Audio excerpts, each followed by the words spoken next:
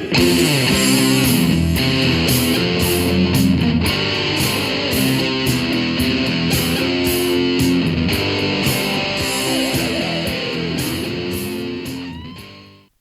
hi. Welcome to Someone Else's Movie, the podcast where an actor, writer, director, or nebulous industry figure gives a little love to a movie they didn't make. I'm Norm Wilner, senior film writer for Now Magazine, and this is the other thing I do. My guest this week is Reece Shearsmith, whom my North American listeners may recognize from his appearances in Edgar Wright's Shaun of the Dead, Hot Fuzz, and The World's End, or from Ben Wheatley's A Field in England and High Rise, or that one episode of Doctor Who.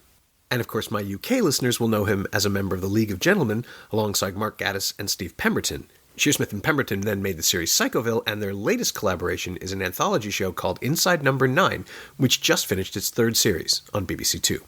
Reece picked Theatre of Blood, Douglas Hickox's 1973 tale of horror about a stage actor who returns from the grave to exact a literally Shakespearean vengeance on the critics who failed to fully appreciate his genius.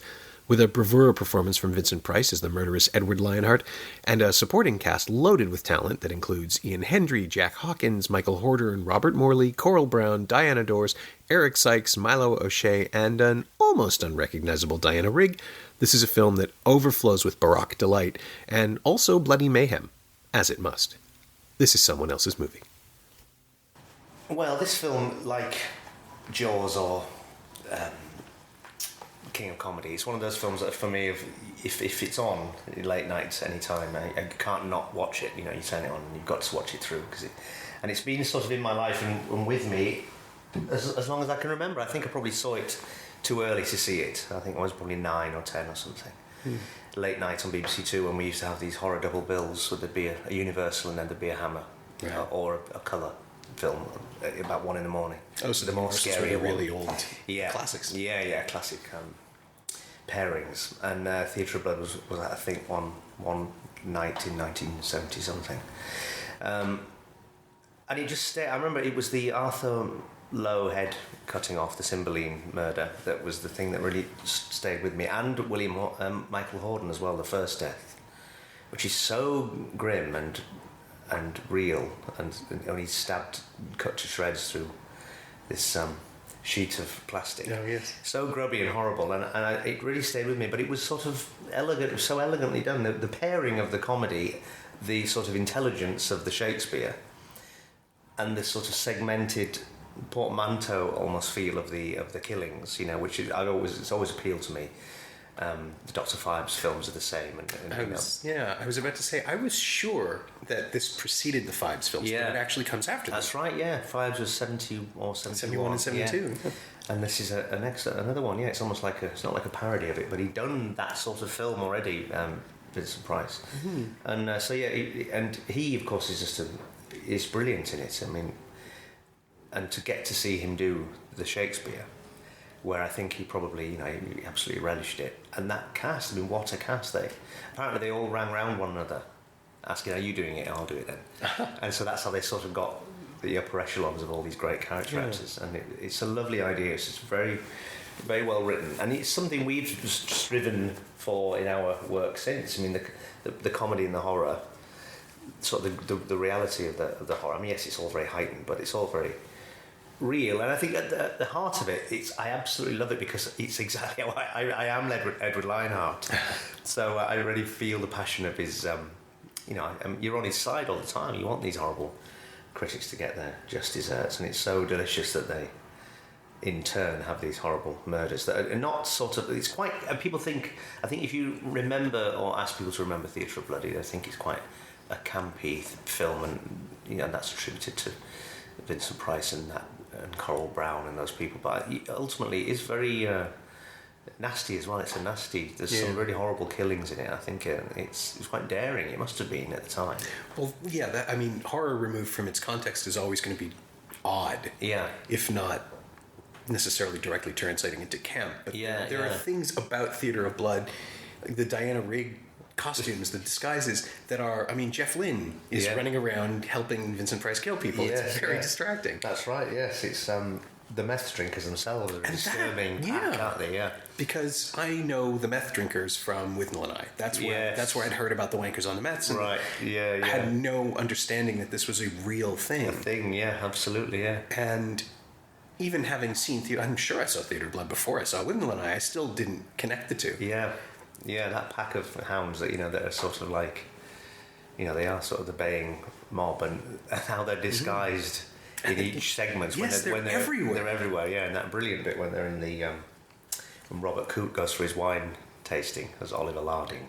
Yeah. And they're all there, sort of all dressed up like toffs, and yet completely pissed and drinking their purple drinks.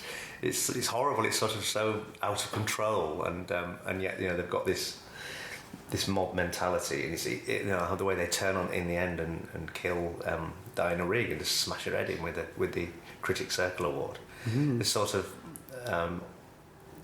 you sort of get this feeling that they're really brilliantly cast, each one of them. They all look really great, and there was even is it Lutty Lemkow? That's his name. You know his face. Yeah, you know his face.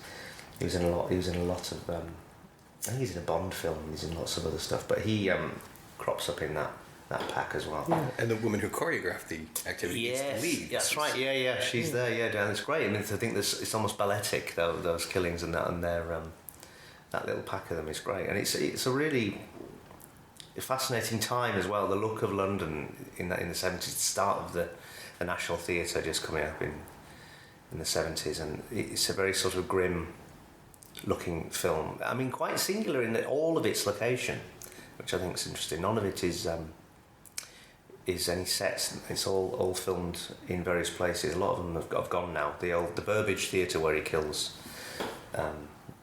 Hector Snipe. The Putney Hippodrome, I think, which is gone now, but were beautiful sets, and really, I think, very handsomely filmed for a horror. And Robert Morley, fantastic in the camp role of of Meredith Merridew when he's killed, being made to eat his dogs. But I mean, I think it stayed with me because it's hard to do, and what we've done and tried to do often in our work is that fine line of sort of releasing tension with a laugh, and that I think that's a difficult thing that I think it gets right, and it's properly grim when it's grim, and then it's very funny with these performances. They all have a twinkle in their eye.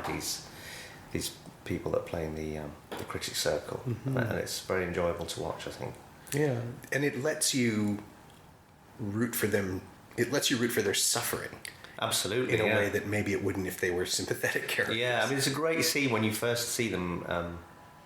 It's in the midway through the film. There's something very haunting, very moving about this scene. Where Ian Hendry remembers the day when they'd given the Critics Circle Award not to Vincent Price, and they'd given it to the brilliant young actor William Woodstock. And Price turns up at the drinks afterward in an apartment very much like the one we're in now, and he demands the award because he thinks he should have won it. And they're all back again, and 3 of them have already died, so it's quite strange to see them all together. Yeah. But in that moment, you sort of see sort of each one in a line reveal their characters. It's very cleverly done. He wants another drink. He's leering at the secretary, and it's very sort of thumbnail sketches of each one of their flaws, but you sort of see it. Very deftly done. The script is great. It's a very witty script, I think, to incorporate all the Shakespeare. Yeah. But I've been obsessed with it forever. I try to find the poster of Lionheart's final season, which are all the killings in order, that sort of thing. And there's a brilliant bit at the end when he's got Ian Hendry and he's doing King Lear and he's going to blind him like Gloucester, and and all of the circle are back, or the meth drinkers are pretending to be the circle with these cardboard cutout faces, mm-hmm. and they're brilliant. And I wish you could get them. Just I've got a doll of Lionheart which you can buy, a little dummy, Action Man dummy. But in this day and age where you can get everything, you would have thought that by now someone would have sought out those printed masks, and I would be the first one to purchase them. It is strange that both Theatre of Blood and the Fives films have sort of retreated or receded, I guess. Yeah. It's not a kind of horror that is popular anymore. Yeah. Although the self-aware aspect of it made me think of Scream a number of times. Yeah. Because it's all about the dread of the victim realizing that this is it. Absolutely, yeah. And the sort of the glee the killer takes. And now we have a tradition of either faceless silent murderers, or unknowable infestation alien creature things. Of course, yeah. There's something a bit in them, in the sort of episodic nature of it as well. That's a bit Final Destination. Oh, that's in true. the depths. Yeah. And even Saw in a way where they how's he going to kill this one? You know, and it's like Acme, isn't it? With the Final Destination ones. In fact, I asked, I think on Twitter, I said, can someone put one of the Final Destination deaths to Powerhouse? You know, the music from the Acme cartoons, and someone did it, and it fitted perfectly. It was brilliant. I'm not surprised. It was completely fitted. I've talked to a few of the people who've made the Final Destination movies, or who've acted in them rather. Yeah. And they said that it basically are like they are these Rube Goldberg machines. Absolutely, now. Where or what's the UK equivalent? There's what's his name? The designer of the insanely complex. Yes, I know what you mean. Yeah, absolutely. Yeah, Rube Goldberg completely. Yeah, and it's just what elaborate. Yeah. And also sort of second guessing the audience, thinking this is going to happen. Exactly. Being a new thing. Well, that's when they start to take you by surprise. Yeah, it's great. Yeah. I find the Saw films really frustrating because every new one involves rewriting the old one. Yes, they're the kind of strange Chinese puzzle boxes, aren't they? You think it's all sort of existential of the other one. It's like a Russian doll. Yeah. And the first two, I think, were quite clever. I literally lost track. There was one where they were in a house and I was thinking, is this like an annex of all the other Saw films? They're in the same building but not quite. I completely was baffled. I think yes. I think in the end it turns out that it's all... I mean, I love the idea that it's all one mall. Because 3 and 4, I think, were the ones that are happening together, and 2 is happening just after. Right. And it's the big loop. And all you can think of is that for a man with terminal brain cancer, this guy was busy. He's burning the candle at 3 ends. Yes, yeah. Well, we did something, I mean, not similar, but we had the puzzle when we did Psychoville, which is our series, sort of inspired by the box set idea of really wanting to write a cliffhanger each week, and then you couldn't wait to watch the next one. It was when I was obsessed with 24 when it was good. And we had the puzzle of writing a Halloween special in the middle of series 1 and 2 without really advancing the plot, because we knew that everything had to be back as it was for the start of series 2. So what do we do with this middle thing that's going to happen to be an hour long? And we hit upon the idea of it being... You watch these 3... It was a sort of a portmanteau again. We did 3 stories. On Halloween night, these kids were trying to break into the abandoned mental hospital that was in Psychoville. And then we came up with the idea that it was all happening in the run-up to the end of the first series. So it's like we hadn't moved on any. We actually were in... So it's just parallel. In parallel, yeah. And we arrived back at the same point, so we hadn't moved on. It was a neat way of not having to advance the plot for that reason, but... Similar to, I think, what Saw do, isn't it? Where they sort of unravel each time and come out of, you're sort of seeing a bit more of the picture. Yeah, I think by the end of it looks like a Pollock painting. Yeah, is he still in it? The man, what's he called? Tobin Bell. Tobin Bell, yeah. He died at the end of 3, but he's still around. How does he manage it? He's been really open about saying that they just keep asking him. I mean, I interviewed him once. Oh, right, okay. It was one of the strangest interviews I've ever done because I couldn't see the film. It was some Comic-Con fan expo thing. He was in town and they were holding a day for a film that wouldn't open for 2 months. Right. And probably wasn't done. Given how quickly they produced them. Yeah. And do you want to talk to Tobin Bell? I'm like, yeah, sure. What can we talk about? Yeah. And of course, you can talk about anything because there are, I think this was for 5. Wow. And so there were 4 behind it. And we just talked about it. And he said, I just assume I'm going to come back to Toronto in the spring and shoot one of these things until they tell me to stop. Wow. And he's happy to do that. And he did 2 more. Wow. And supposedly in this next one, which I think is called Saw Legacy, there will be a character returning. And of course, how could it not be him? Yeah. Or in some way. I saw one when he was absolutely dead and there was a tape recording in his stomach or something. Yes, that's 4. Right, okay. Which I saw here. I saw that in London. Right, I was a juror for the London Film Festival. And I had to go. It still remains the most expensive ticket I've ever bought for a movie. Wow. So I had to go see it opening night or the Saturday at the midnight show in Leicester Square. Wow, yeah. And it was something like £15. Oh my God. And it was not worth it. Yeah. I saw it with 8 other people who were willing to do that. And they were disappointed. That was the thing. Like, I had to be there. Yeah. They had chosen it. Yeah, it's funny, isn't it? Yeah. But it does make me think about the impossibility of remaking a Theatre of Blood now without some sort of device, because the other thing that's missing from contemporary horror, I think, is the concept of punishment. Yeah. And that's what Phibes does. And absolutely. I mean, revenge is the best plot device, and it's always delicious to see. Yeah. And insanely worked out. Yeah. Impossible to escape. Impossible to escape. Yeah, that's it. And it's always, when it's very satisfying to see people being picked off, and especially if they're deserving. Mm-hmm. And as a film critic myself, I find him. I did find watching it again the other night, I got a little defensive. I bet you would. Yeah. But I wrote it off by saying that they're theatre critics. Yes, of course, it's a different world. They're different, but it's remarkable how the audience. I mean, the audience is never on the side of a critic. I don't think there's anybody really in it that's without redemption or the. I mean, you're not expected to be on anyone's side. Perhaps Ian Hendry's character, who's sort of the most tries to argue the case. He has the voice of the rational. He tries to, as he says of Lionheart, he tried to. He only ever played Shakespeare, and a truly great actor illuminates the present as well as the past. He says, which is to goad him into the 20th century. Yeah, it is a beautiful speech. It's also completely overstates the responsibility of the critic, absolutely, which is wonderful, because only a filmmaker would think that critics are trying to send them secret messages. Yes, exactly, yeah.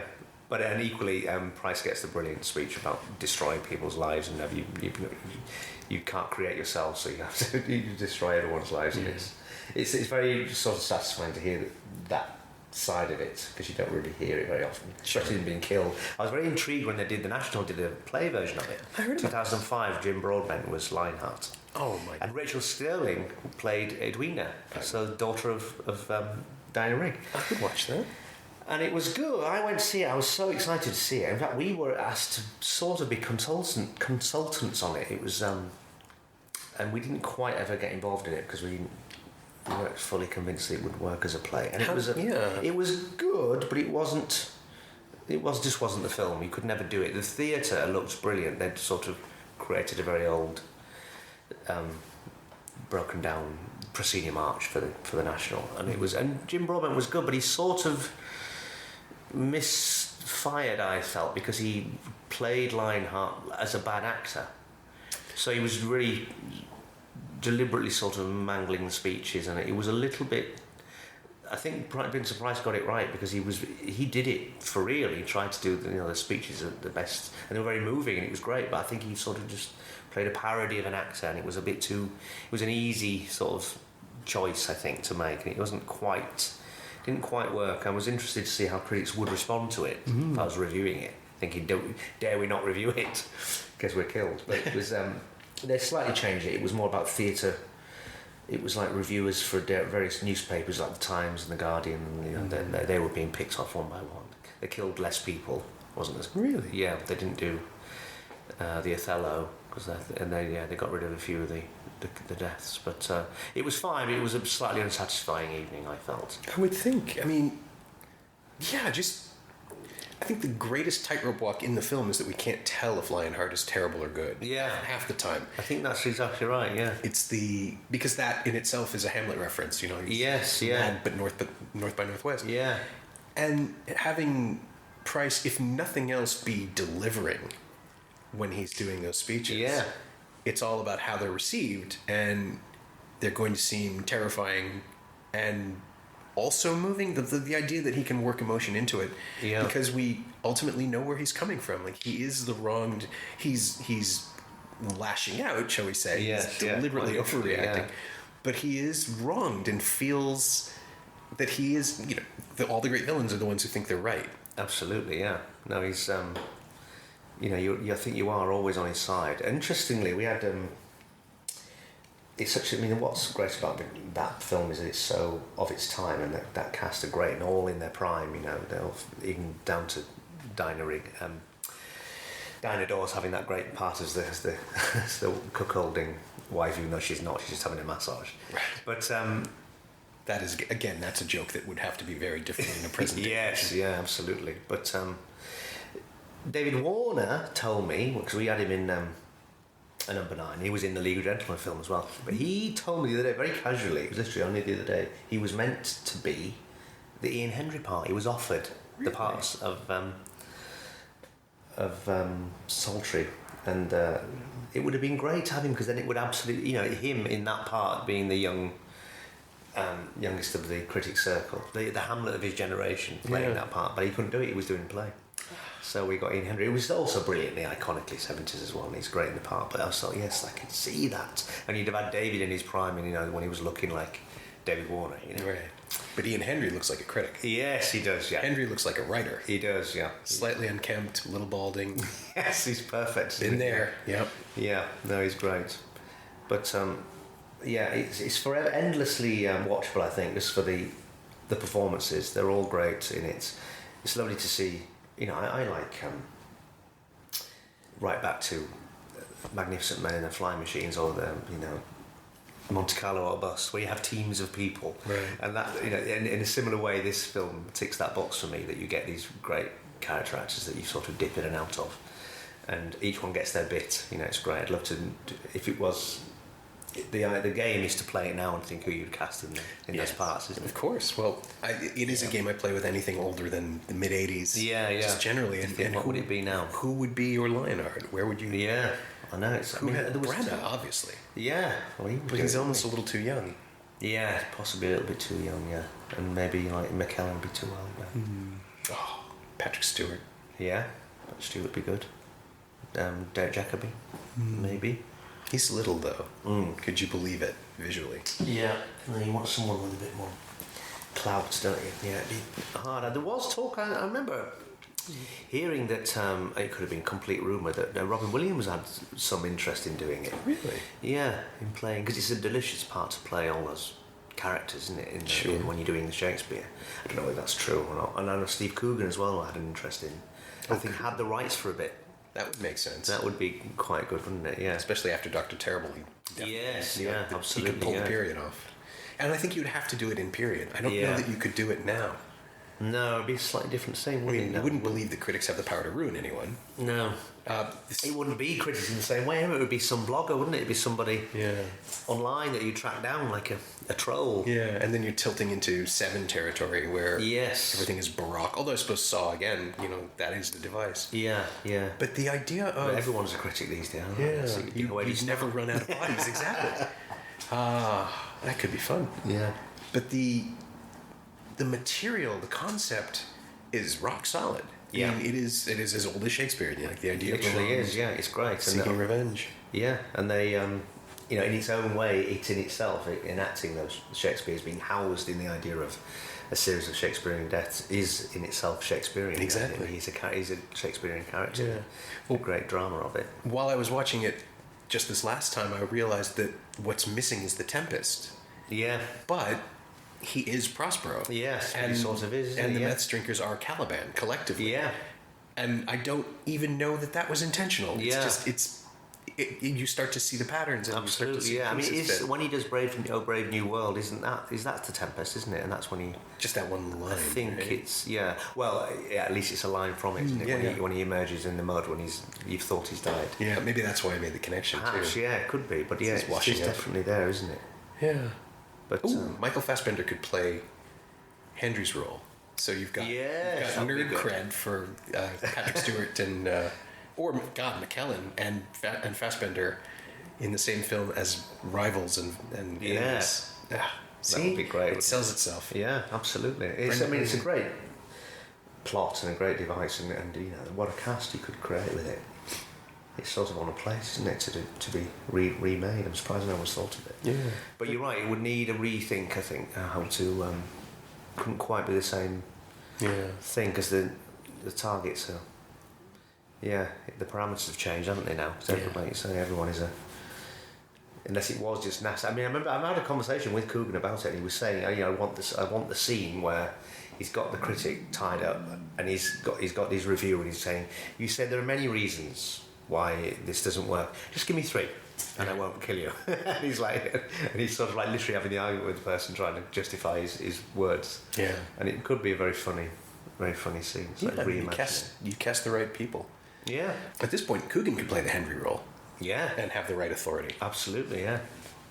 No, he could. I think he would want to be Lionheart. Yeah. But, yeah. I think everybody wants to be Lionheart. Yeah. That's the other thing, too. There's a bit of Lionheart in everyone, I think. Yeah. For everyone who's ever felt that they were not just given the right consideration or given the appreciation. Yeah.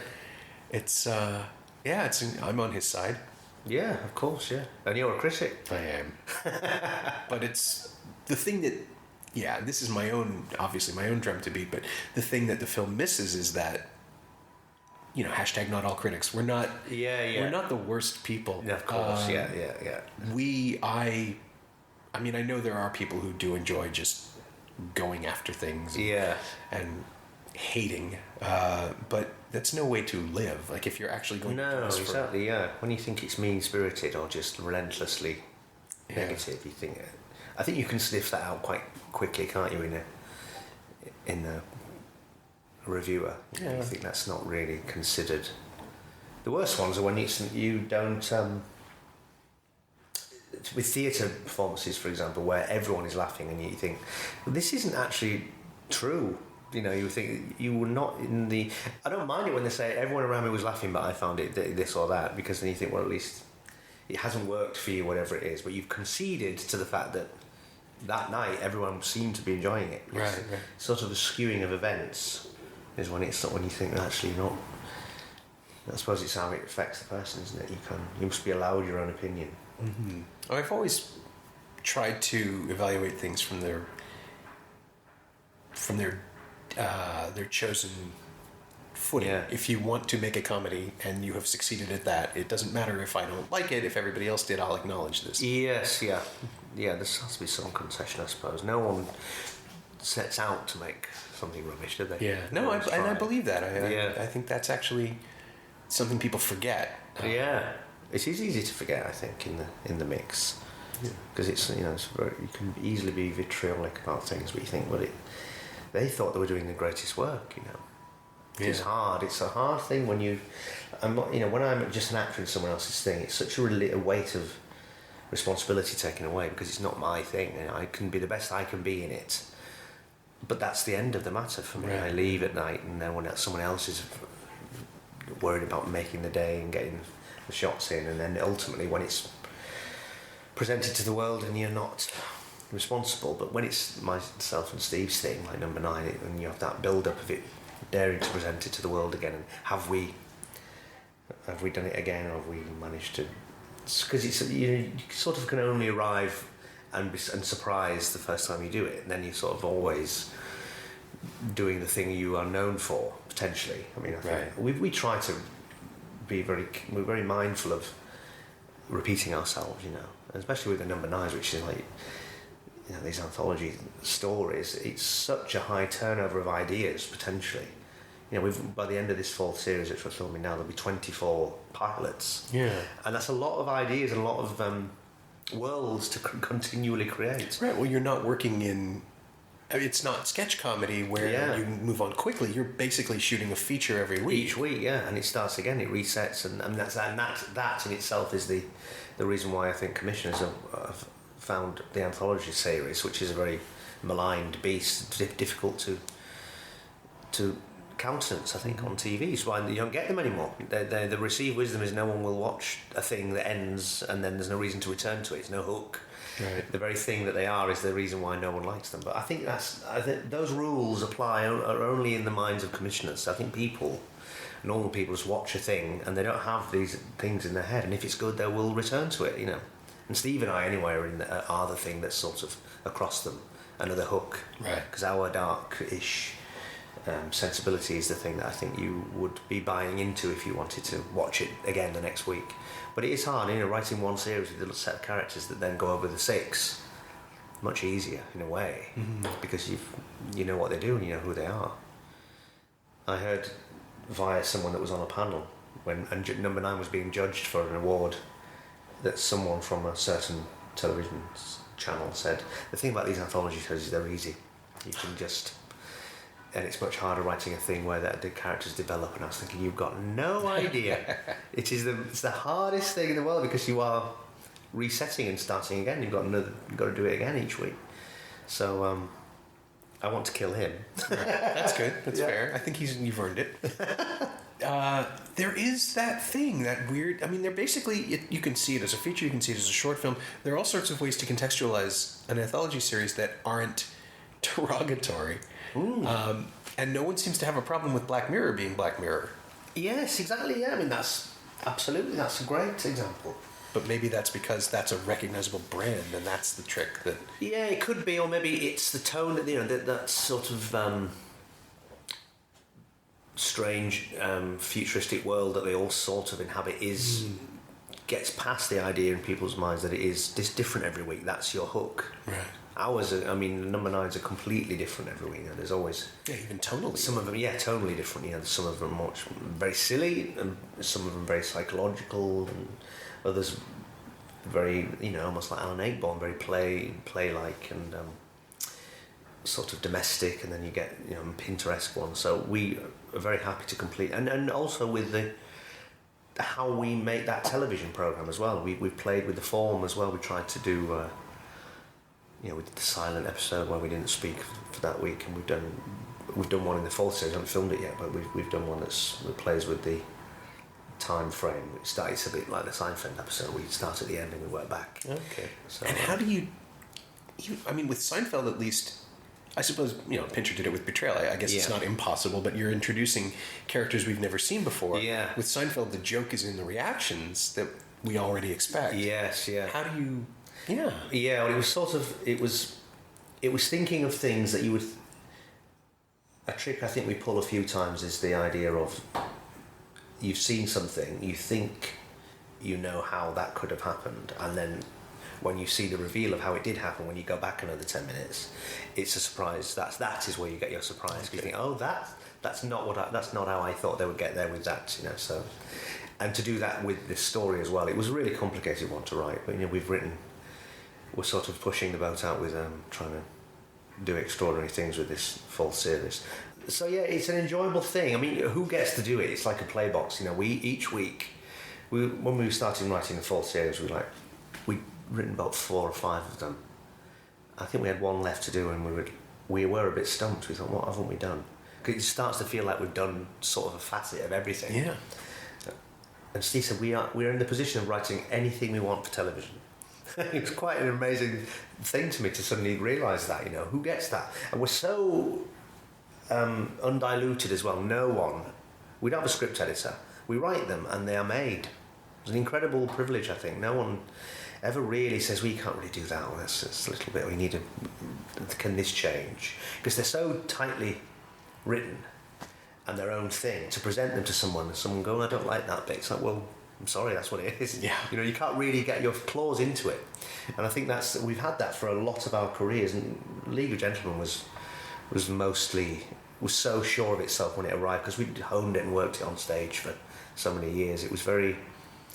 it arrived and we hit the ground running, It was very... And that, I think, is what's wrong with a lot of things. You get that terrible thing of when you look at a new comedy or a new piece of work and you think, that was probably good once, and now they've had a few goes at trying to cater for everyone, and then catering for no one. Well, you see things playing down into just a kind of a monochrome version of themselves. Yeah, where all the colors are shaved off, where the actors have been told not to do a certain thing, and so they're trying so hard not to do that it infects the rest of the performance. Yes, absolutely. Yeah, it's well, with the League of Gentlemen, and as with Theatre of Blood, there's this sense that it's going to explode into something absolutely ludicrous at any moment, but it never does. Yeah. And the control is what makes it so disturbing. Absolutely, yeah. I guess even in a comic context with the League of Gentlemen, it's something that I had never seen before.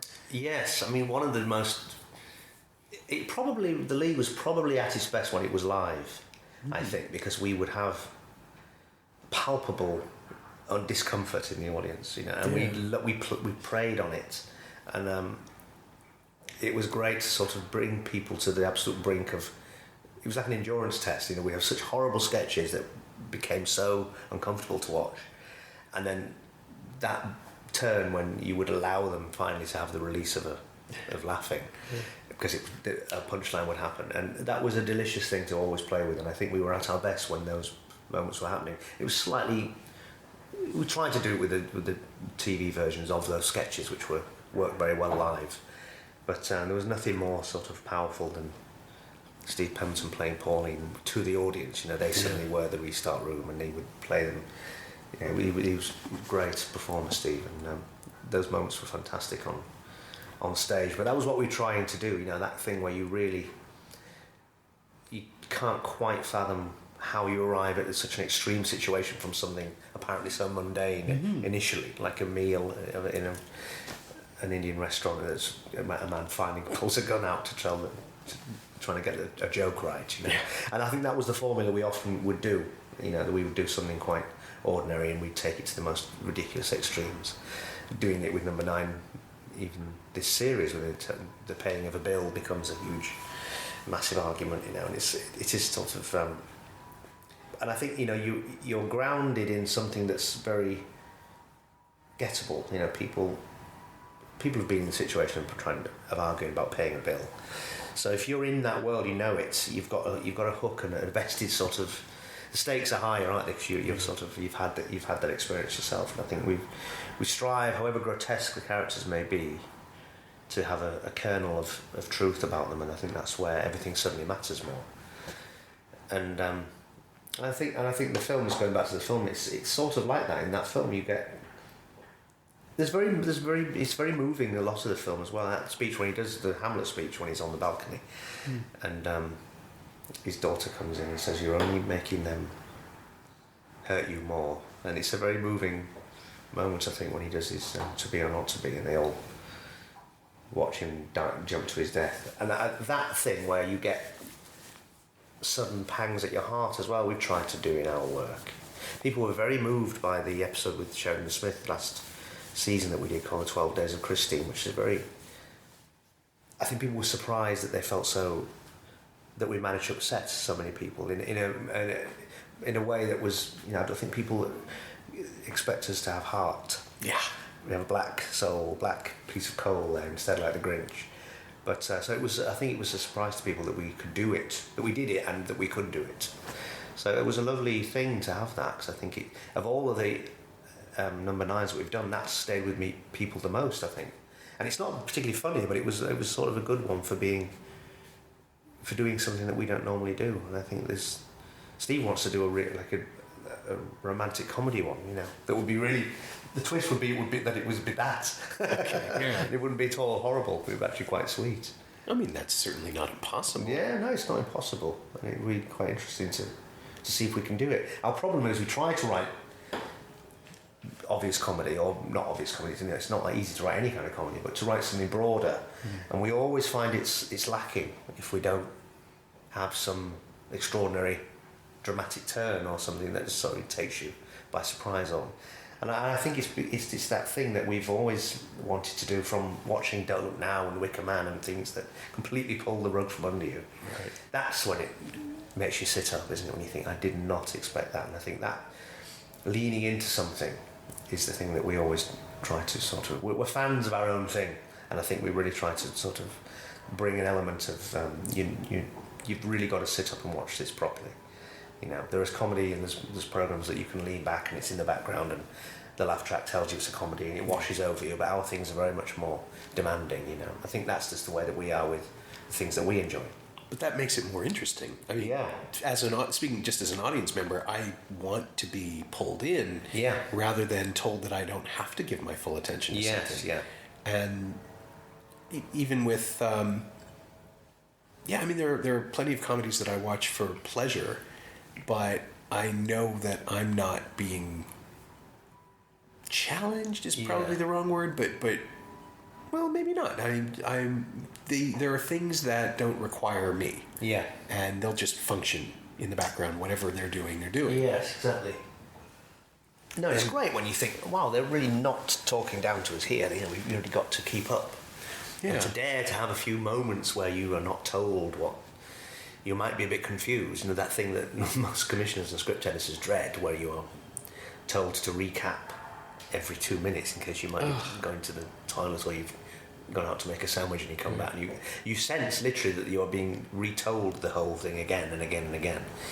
Terrible storytelling.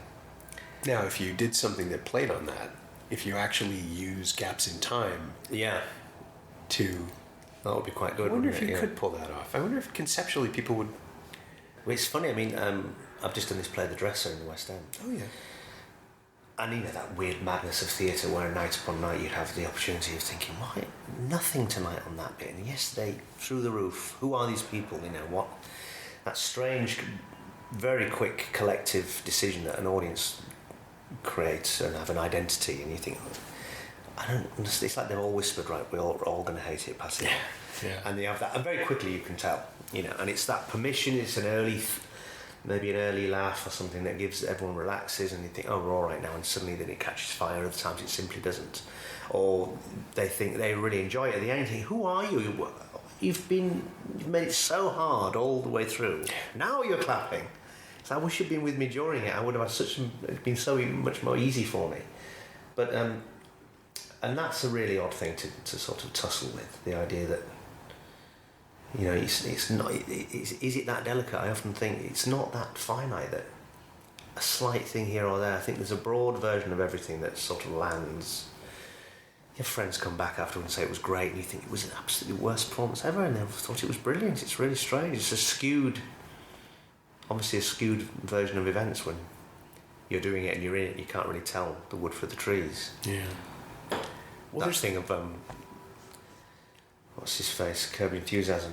Larry David going out and just going no, walking off again when he looks at just to look at the audience and decide you're not for me. We'll have the other way around. Yeah. It's always strange for me to see live theater because there was a performance of 12 Angry Men about 10 years ago, I think, that I saw, maybe 8, that had Richard Thomas from the Waltons in the lead, and the film is this tense, taut experience, and the play was received as though it was an episode of Friends. Right. They were laughing at everything because all of the insults in the film, all of the attempts to leverage power, now read like Chandler and Joey. Right. And it was bizarre. Wow. But it instantly made sense that this is how it was being understood by a contemporary audience. And no one could have predicted that when the play was written. No. And the racism didn't land. Yeah. And the fact that they're really vague about certain things, and that the play itself is really vague about certain things, didn't work. Right. Because now we can talk about all those things, and it was just odd and proper. Yes. That things were being discussed. Cultures change, texts don't. The dresser, I think, is almost preserved because theatre is still theatre. Yes, yeah. And in a way, I guess it still landed as an idea. I mean, even if it was an old-fashioned thing that we don't get anym's this idea of the actor-manager, which is, again, like line art, going back to the film. Exactly. Yeah. And it's, it's of its time, certainly, but it works, that play particularly, because I think it's about people and that strange relationship. No, it's a horrible play. It's quite funny play. Norman's quite a funny character in it. I played Norman, and Ken Stock was Sir. And it was very, it was a real tour de force for both of us to play those parts. It was great, and but by the end, a brutal, very devastating ending. That whole thing where he realises he's given his life to a man that doesn't particularly care. And that, I think, resonates with a lot of people. There's lots of people. I had lots of letters from people that would say, I'm a carer of my mother, and this relationship, I know it so well. And I think it was very cathartic for people to see that bottomless pit, that leaky bucket of not being able to, of nothing reciprocated, And I think that's a lot of people's lives. Well, that is the great reveal of The Dresser, too. Once you understand what it is, and absolutely. that it isn't even a metaphor, that's simply the relationship, it becomes incredibly moving. It was funny, Ronald Harwood, who still alive, and he came to the play, he was very complimentary, he liked it. He said, are you getting on with Ken? I said, yeah, we see. He said, because the Normans and the Sirs don't. I thought that's really interesting. He said it's like Salieri and Mozart. Oh, I suppose. The actors don't get on. And it's interesting because they're just combative, all the time. And I think I could see how that could happen, It's but we were all right. But well, especially if you're doing it every night. Yeah, you've got to get on. Yeah, it's hard. Theatre's hard like that. Yeah, can't have a war on stage. No. I'm just thinking about the impossibility of doing Theatre of Blood on stage. Yeah. As you're talking about it, it could be. No, You could. I mean, that national version attempted it, but it didn't quite do what that film did. I mean, it wasn't funny enough as well, I seem to recall. I think it's... I think they slightly threw away that brilliant idea of having 10 of them. I think there's 10 in the critics' circle, or maybe something like that, but it just wasn't enough killings. Yeah, you really They did some good visual... They did some nice magic tricks. I think they killed... The electrocution, I remember, was quite good. the head turn into a skeleton. But yeah, I'm not sure it ever could match the film for being so. It's kind of perfect. I think you wouldn't want to tamper with it, would you? Yeah, structurally, I mean, as one of you says on the commentary track, it is. There's no fat on it. Yeah, it is murder bit. Yeah, it really is, and even and very judicious use of the ongoing police investigation as well, which is really well done. And sort of the bit I think, if you're trying to write it, it's the bit that you'd be least interested in because you've got to have it in the background, but they're getting no nearer. But it's done very well. It's woven in and out very, very easily, isn't it? It's sort of there, but not. And they don't advance themselves, and in fact they're foolish. They're stupid. Yeah. In there, it's great to have Eric Sykes in that part as well. Yes, and they think they're smarter than him when in reality, of course, he's planning. Yeah, he's one ahead. Yeah. And the best thing about all of these movies, especially the ones from the late 60s and early 70s, is how gleeful the villainy is. He has not only worked this out, he has worked it out to the point where he can play on Meridu's vanity to put him on a cooking show. Absolutely, and, outsmart the police simply by clocking someone over the head. I mean, it's really... It's the simple solutions and these elegant flourishes. Yeah, absolutely, yeah. And nice little touches with him when he parks Eric Sykes on the railway track and you can hear the train come and get him. Sort of so horrible, but it's very funny, blackly comic in the best way, I think. Yes, I can hear a train. It's definitely a train. A train. Yeah, it's great. It's so weird and formal. Yeah, but yeah, if you remade it now, it would have to be a film. It would have to be in period. I don't think there is a contemporary analog. No, it would sort of be based on an idea, wouldn't it? It'd be a vague idea of someone having a beef with people writing bad reviews or online about them, I think you just couldn't quite do it in the same way. Like you say, it doesn't land in the same way, the power of the critic. Maybe it does. I mean, I don't know about, there's that great bit, isn't there, in Birdman with them, Lindsay Duncan. Oh. Don't get me started on Birdman. No, and not just because of the critics stuff. Yeah, well, no, I'm only thinking about that bit. I like the bit where he sort of confronts her and she's horrible in the bar. Which is the sort of faux version of, I don't know whether they have that power anymore on Broadway. I don't think they do. Not quite the same thing. There's an episode of Taxi, of all things, where Jeff Conaway's character is put into a rivalry with a critic who goes to see him, and at the end of the episode writes a favorable review of his performance and then tears it up in front of him and says no one's ever going to read that. Right. And all you can think of is, but you had to file. You have to write there. You can't. It's a great emotional beat, but it makes no sense in the real world. Yes, yeah. And Birdman, to me, every beat of that is the same. And then the scene with Lindsay Duncan, she's actually not wrong.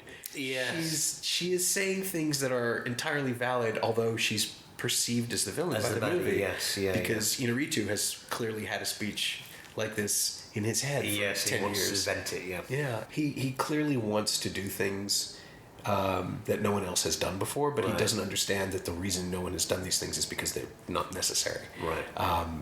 Just The Revenant, for example, that could have been an hour shorter. Yeah. I mean, it wouldn't have been the same film. Yeah. But it would have been the pulp kind of story that it seems to want. Yeah. But that's just me being pissy. Yeah. But to wrap up, and we've already sort of covered this, but I think it's worth hitting head on. Is there anything of Theatre of Blood that you've specifically used or borrowed or stolen or absorbed into? Oh yeah, absolutely. I mean, there are lines, I believe, that have been lifted. I think definitely, yes. The first killing with Michael Horden, when he's trying to get the meth drinkers out of the old tenement building. Mm-hmm. He's pushing them all with his brolly, and he says, "We'll have no trouble here," which completely is became Edward from the local shop in Lincoln Junction. We used it. Hello, what's going on? We'll have no trouble here. That was stolen. And then in Psychoville, we had the characters of Maureen and David. When David was a sort of would-be serial killer, and his mum was egging him on, and they think that they've killed someone, and they think that there's a set of people that have seen the murder. So they in turn start to kill them and try to get rid of the evidence. And one of the women, they go, played by Janet McTeer, they go and they pretend to be in a beauty salon, and they give her a makeover, and they electrocutor, very much like straight out Cole. Yeah, completely. So there's a lot of stealing going on in that, from that film into homage, as some people would say, but it's sort of stealing. But it never goes away, does it? The thing that you love about something, you find ways to celebrate. Absolutely, yeah, and it's you don't mind when it comes from a place of love. I think a lot of what we've done, especially League of Gentlemen, was just even the hue of some of the coloration of some of the scenes that we did. We specifically said we want it to look like 10 Rillington Place, a green hue to this.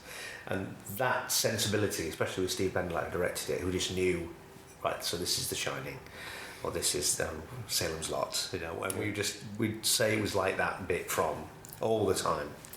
And I think we just perpetuate the TV that we enjoyed by trying to make it again. Yeah. That's what we're doing now with the number 9s. They're like Nigel Neal or Beasts or any of these things that we sort of grew up with. And it's people that finally in the position of being able to make it, perpetuating it, in keeping the flame alive for people to know and remember. Yeah. Would you try? Could you do? I was thinking. I mean, if you have license to do anything, could you do Theatre of Blood as a number 9? Is it possible? Yes. Well, you could do a small, possibly. And we've done one in the 3rd season. It's the last one that's going to go out, called Private View, and it's about an art gallery, and a set of people are invited to a private view at this art gallery, and they start to get picked off one by one. Yeah. So it's a mini Theatre of Blood in a way. So it's and then they went on. It's one of those things where you think there's something connecting them, but you don't know what it is, and they all seem disparate people, but there's some greater thing that they've all done. So we sort of done a little version of it, but it'd be great to do a full-on take of something like that. Teams of people, like Legend of Hell House, when you get these parapsychologists meeting and all at loggerheads. It's great. Me and Mark Gatiss have always wanted to do a haunted house film. Proper exactly like that, yeah. If we were ever going to do a League film, I think it would be a full-on horror, and it's some sort of probably small budget, but you could do it in a reputed haunted house with a team of investigators. It's sort of been done to death now, but we've talked about it for so many years that it possibly could come around again. You could get it right. It'd be great, wouldn't it? And that's the title: Done to Death. Done to Death. You've got it. Yes, that's it. Brilliant. Use it. My thanks to Reece Shearsmith, who you can and should see in Inside Number 9, the 3rd series of which is newly available on Blu-ray and DVD in the UK on the BBC label. The first series has made it to iTunes in North America, but sadly that's it so far. Oh, and thanks also to Alice Lowe. She knows what she did. You can follow Reece on Twitter at Reece Shearsmith, all one word, and you can find Theatre of Blood on Blu-ray and DVD in the UK with a League of Gentlemen commentary track from Arrow Video. In North America, it's available on Blu-ray from Twilight Time and DVD from MGM Home Entertainment. You can also find it on iTunes. As always, you can find me on Twitter at Norm Wilner and elsewhere on the internet at nowtoronto.com. You can also find this podcast on Twitter at Semcast, S-E-M-Cast, and on the web at someoneelsesmovie.com. If you want to leave a review on iTunes, that would be very kind of you. Let's try to make it a positive one. Your life may depend on it. Thanks for listening.